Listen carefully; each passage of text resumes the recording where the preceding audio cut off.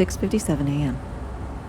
Remy and Doc heading eastbound down the Mass Pike in a blacked-out 2019 Ford Transit 4x4.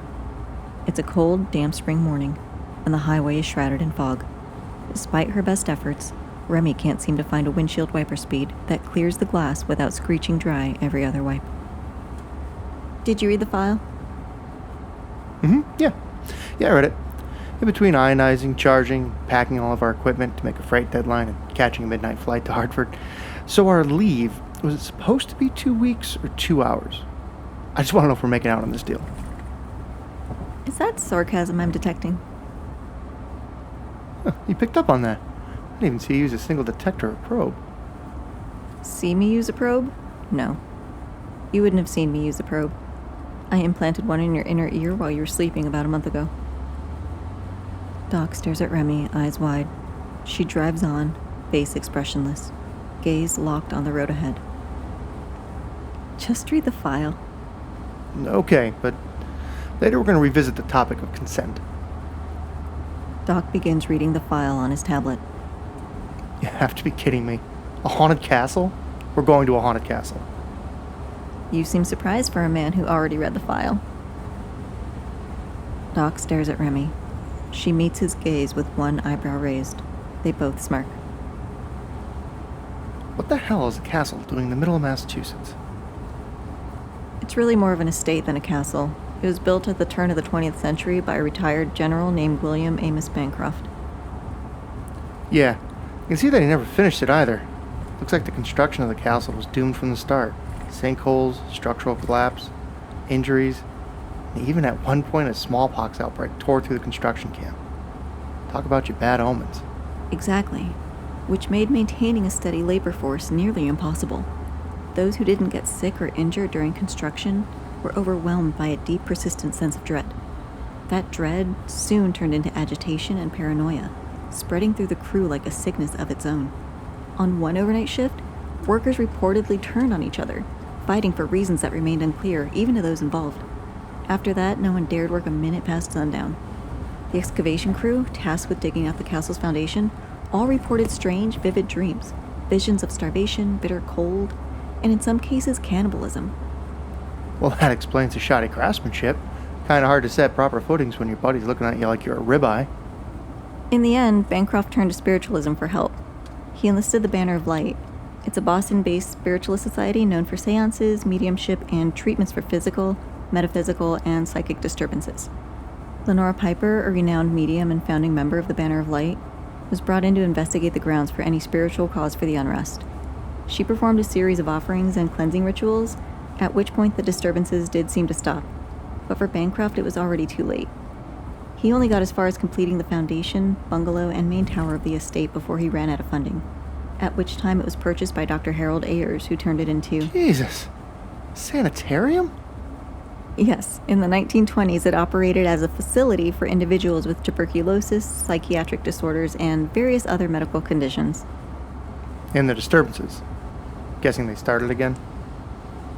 Indeed. Which ultimately forced Dr. Ayers to shut down the sanitarium. After that, the manor changed hands a few more times, but never for long. Eventually, it accidentally burned down and was condemned by the state. With no remaining residents, ownership defaulted to the Commonwealth.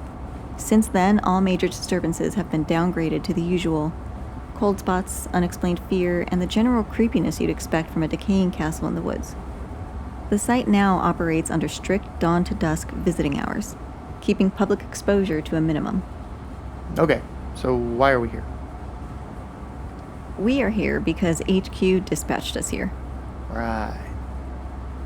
Also, last week, a group of kids decided it would be a good idea to sneak in after hours. They attempted some rituals they found online intended to contact the dead. One of them ended up in the hospital with bite wounds after another member of the group became peckish. And how do we know they were trying to contact the other side? Never mind, I know.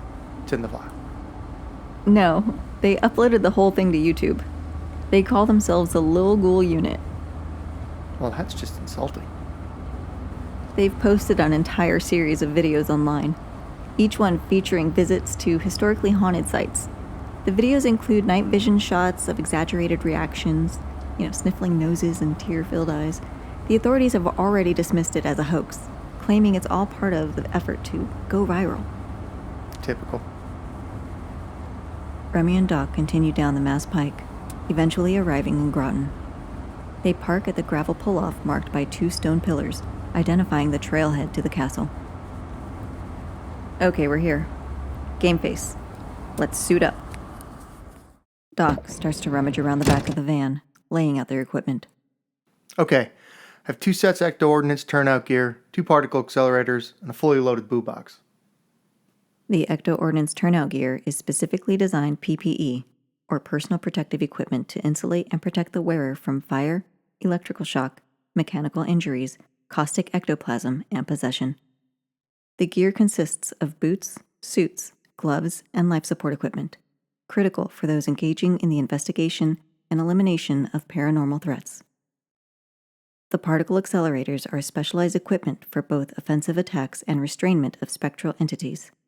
The boo box is EOC slang for the standard Ecto Ordnance equipment case, filled with detection equipment, muon containment devices, and an array of Ecto Ordnance armaments. Okay. I didn't have a whole lot of time to prep, but I think I have everything we need. Just out of curiosity, if this thing does go from bad to worse, are there any EOC members in the area? No active units, but there are reservists in Western Mass that can be activated and dispatched if needed. Do you have a cover story in mind, in case you run into any John Q. Publics? No, it's off-season. It's 40 degrees and raining. Plus, after the incident last week, the police have asked everyone to stay out of the area until the safety of the trail and the ruins can be assessed.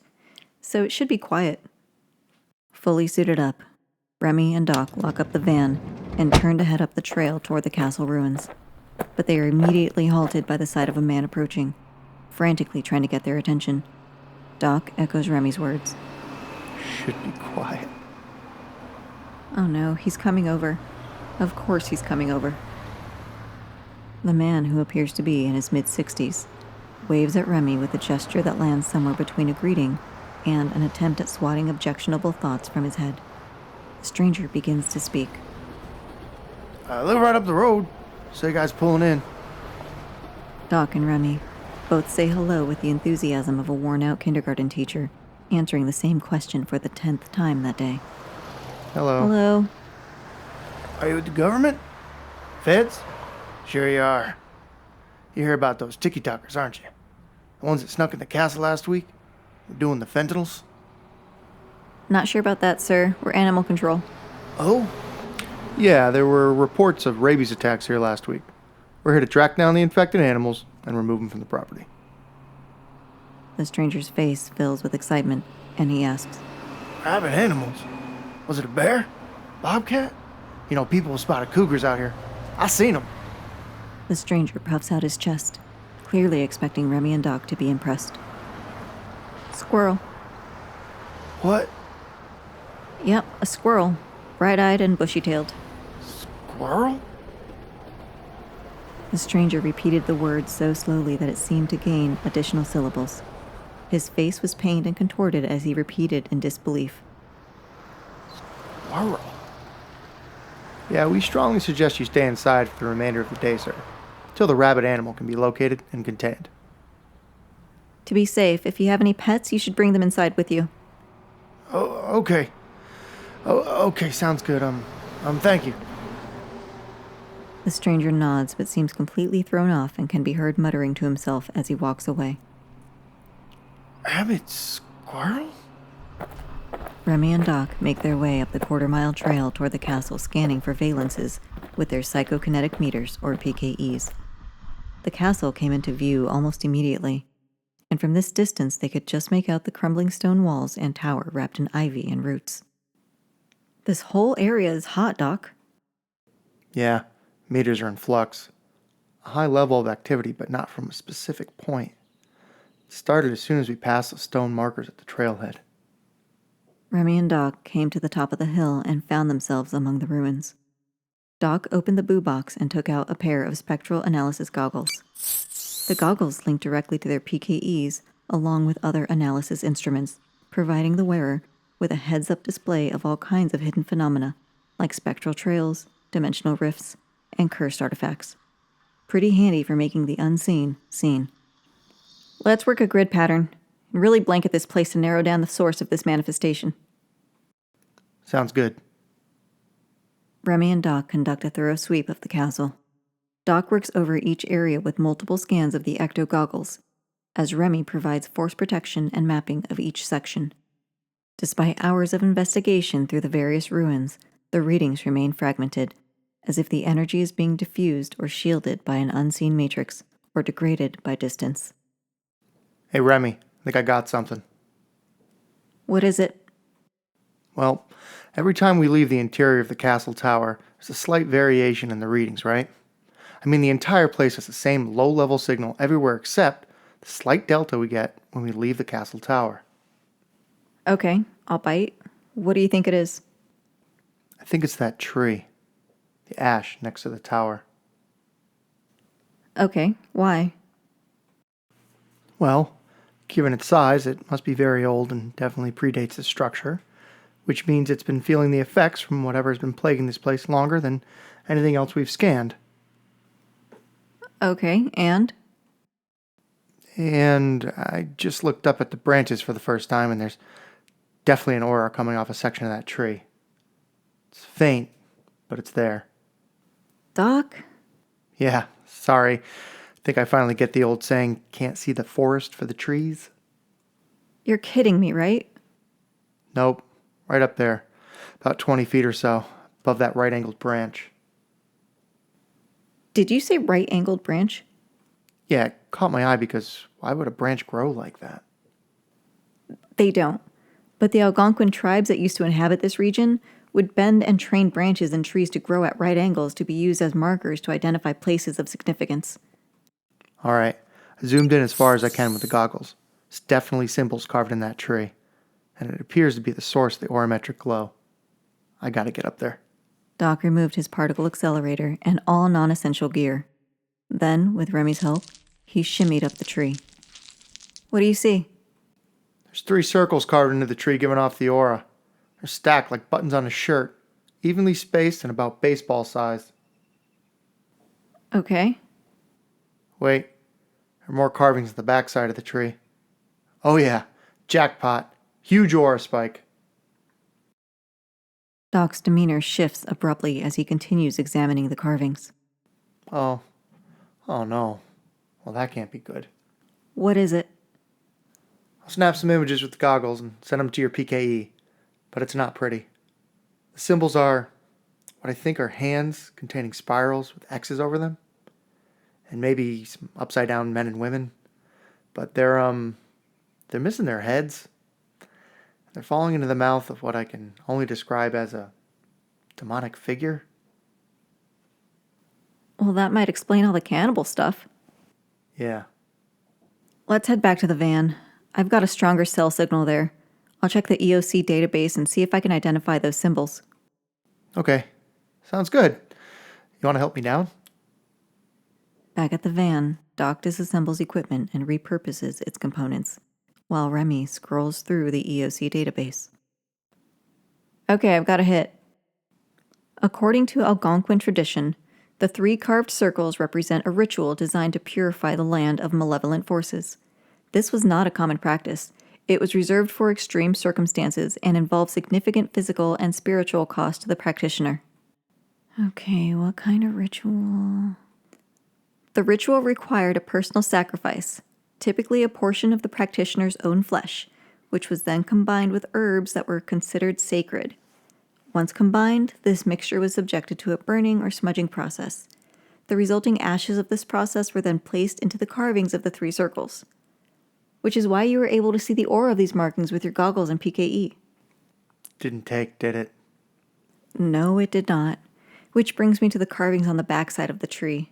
The hands with the spirals in them typically represent healing, except these hands are inverted and have X's through them, which mean the opposite. The carvings were meant as a warning that this place was cursed and forsaken. So not the perfect location for a destination wedding. It gets better. You were right that the other symbols are men and women upside down, which was used to represent death. The missing heads, however, indicated that it was from an unnatural death. And the demon-looking thing? That has something to do with their unnatural death? Okay, I do not have a direct hit on the demonic image, but the two images it's closest to are both of Native American origin. The first is a skinwalker or shape-shifting witch, but they're corporeal in nature and would have a completely different valence profile than what we've observed today. The other is a bidimensional creature which does match the readings. It is known for unspeakable horrors and its elusiveness. The Wendigo. A Wendigo? Aren't those things supposed to be huge antlered monsters? The carving in the tree doesn't look anything like that. Yes, while modern portrayals of the Wendigo often depict it as a large, muscular creature with horns and antlers, traditional Native American depictions differ significantly. In these accounts, the Wendigo is described as a tall, gaunt figure with ashen skin. Its body appears emaciated, and its lips are said to have often been consumed, self-inflicted, revealing an unnaturally wide mouth lined with razor-sharp teeth.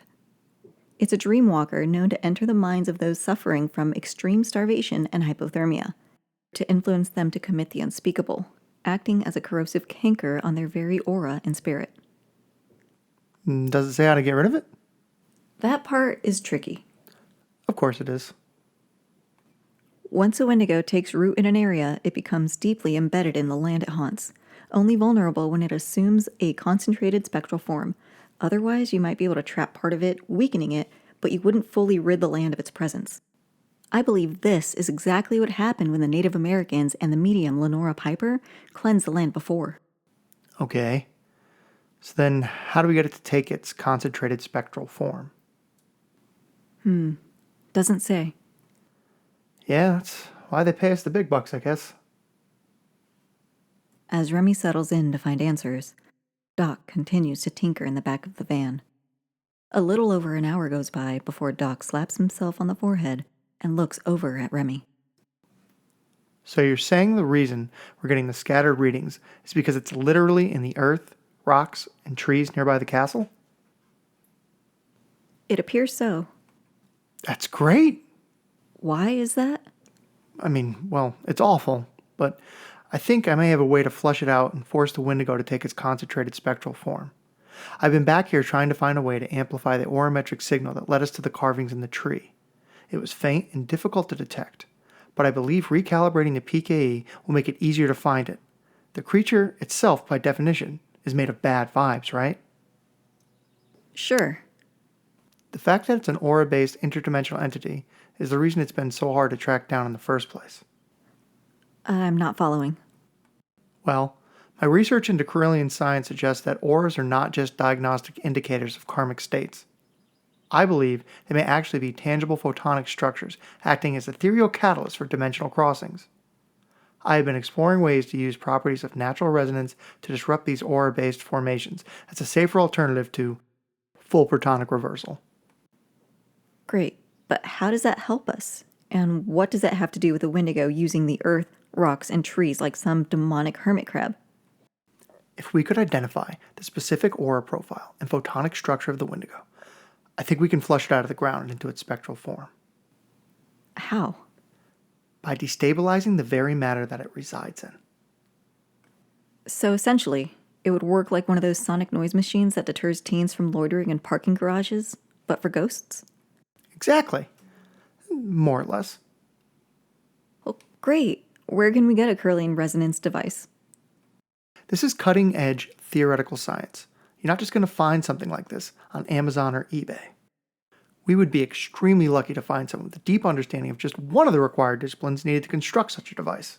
I mean, they would have to be truly gifted in the arena of particle physics, parapsychology, quantum mechanics, string theory, and the realm of the paranormal. Not to mention having the mechanical aptitude to actually construct it. You built one, didn't you? Yes, I did. Okay, I'll request an ETA from HQ on getting it out here. What should I tell them they're looking for? You don't have to. It's in the boo box. If it's still experimental and not authorized for field use, what's it doing in our boo box? Well, it's in there because I was going to work on it when we were on leave. You know that leave we didn't get? Okay. What do you need? I still need to finish tweaking the PKE so it can lock onto the Wendigo's aurametric signal to provide the calibration data directly to the Corellian Resonance Transmitter, or KRT. I'm also going to need to cannibalize one of the polarity rectification tripods to use as a mount. After that, we need to find a central spot that lets the PKE stay locked onto the Wendigo's frequency while giving the KRT a clean line for transmitting the amplified signal. Let's get to work. With the setup finished, Doc and Remy haul the newly modified gear up to the central point of the castle's main tower. Okay, this place is perfect.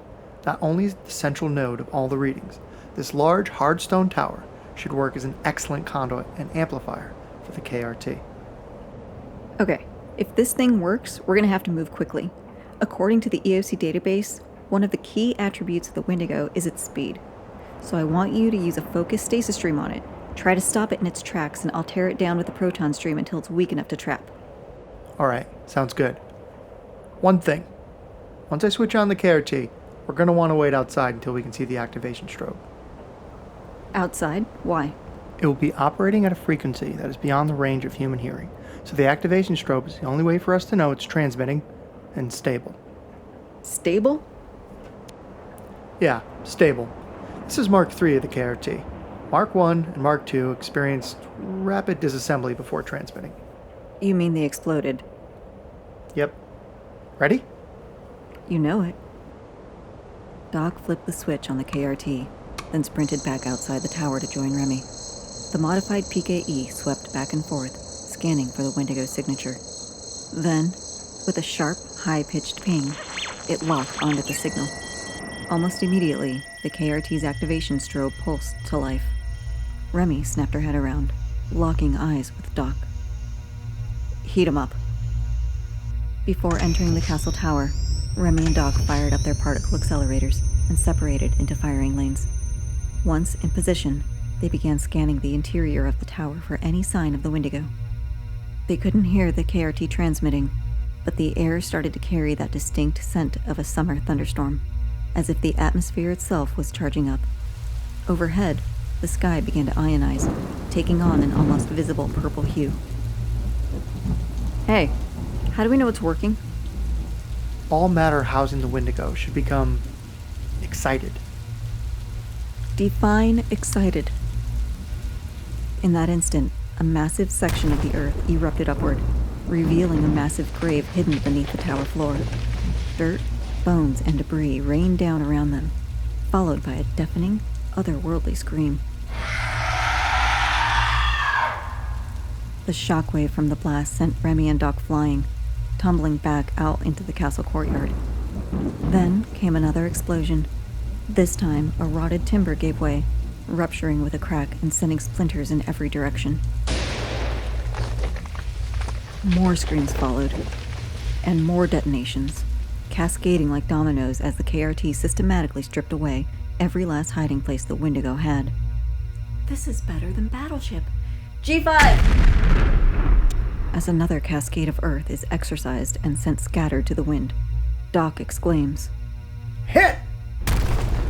The phantasm let out a continuous echoing screech. Suddenly, a large section of the castle wall came crashing down. Remy and Doc dove out of the way, but only in time to see that the wall had completely destroyed the KRT. In the midst of the dust and the smoke settling, a form was taking shape.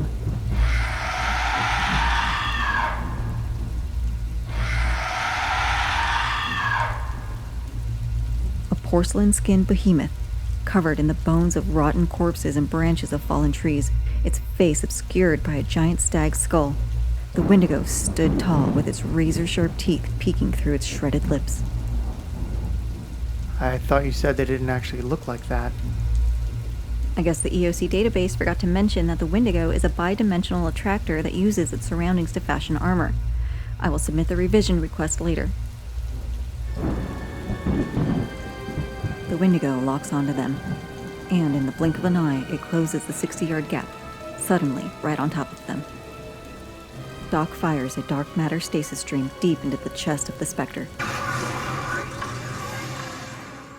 Bracing himself and holding firm, the accumulation of dark matter begins to crystallize, hindering and suppressing the Wendigo's movements. Remy takes aim and throws a capture stream at the stag's skull protecting the Wendigo's head. With 3 or 4 slams of the proton stream, the stag skull is sent flying, exposing a gaunt, gremlin-like face. Taking aim at the bones and timber lining the body, Remy fires with full neutronis until the Wendigo is fully exposed and vulnerable. Doc breaks his stasis stream, takes a step back, drops to one knee and deploys the trap.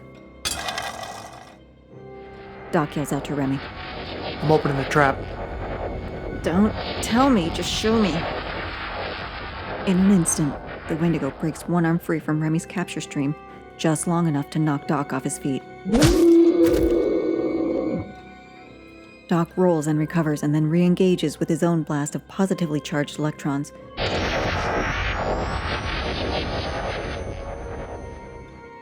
Remy quickly breaks her stream and dives for the trap pedal, activating it with her hand. The muons pour from the trap, engulfing the Wendigo in a cone of light and swirling smoke, tearing the ghoul apart. Its skin is peeled from its frame and drawn into the trap. The rest follows in a swirling mass of claws and fangs spiraling downward until the trap door slams shut with the force of a crashing wave. The deafening roar collapses into silence. Remy and Doc wait to hear the sweet analog beep of a fully contained entity.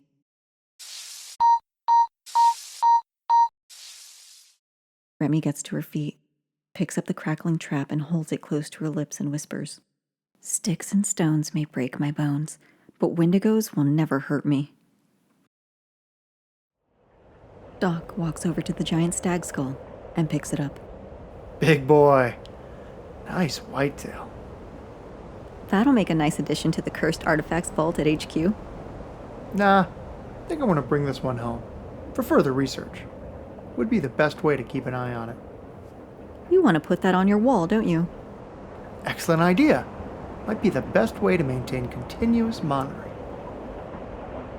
The victory celebration is cut short by the sights and sounds of a fire engine and 2 cruisers racing to the parking area. We should go. Remy and Doc make it down to the parking area. They quickly unload, store, and get their equipment out of sight. Remy is shutting the van's rear doors just as the fire engine and police vehicles pull in. Oh, great. Just then, the stranger who lives nearby also made it to the scene. Doc catches sight of him as he is making his way over. Our buddy's back. Now the police and fire department are on one side, and the stranger on the other. The police chief is first to speak. Just what the hell's going on down here? Before either Doc or Remy can respond, the stranger chimes in. They're animal control. Animal control? Yep. They've been here all day tracking down that rabid squirrel. Bit those doped up tiki-talkers. Caused all that commotion last week. Is that right? That's right. We captured a rabbit squirrel and raccoon. We have them in the back of the van. The officer moves to the back of the van and places his hand on the door handle. I wouldn't get too close, though. If you were to get bit, the only way to keep you from dying would be a series of painful shots directly into your stomach. Doc makes a stabbing motion toward the officer's stomach. The officer moves his hand off the handle. What the hell happened up there? Well, after we captured the animals, there was quite a bit of blood. So we performed a controlled burn of the area, for sanitary purposes. Upon hearing the words controlled burn, the fire department immediately heads up the smoking hill to investigate, closely followed by the chief's deputy. Now wait, I'm gonna need to get some information for you before you just peel out of here. And I'm sure I'd love to give you that information, but if I don't get these animals back to be destroyed, they could break loose and start this whole mess over again. So we're gonna have to get going, but Doc over there will give you our card. Feel free to contact our supervisor if you'd like any more information. Here you go. Christ, your feds? I knew it. You all have a safe night now and give us a call anytime.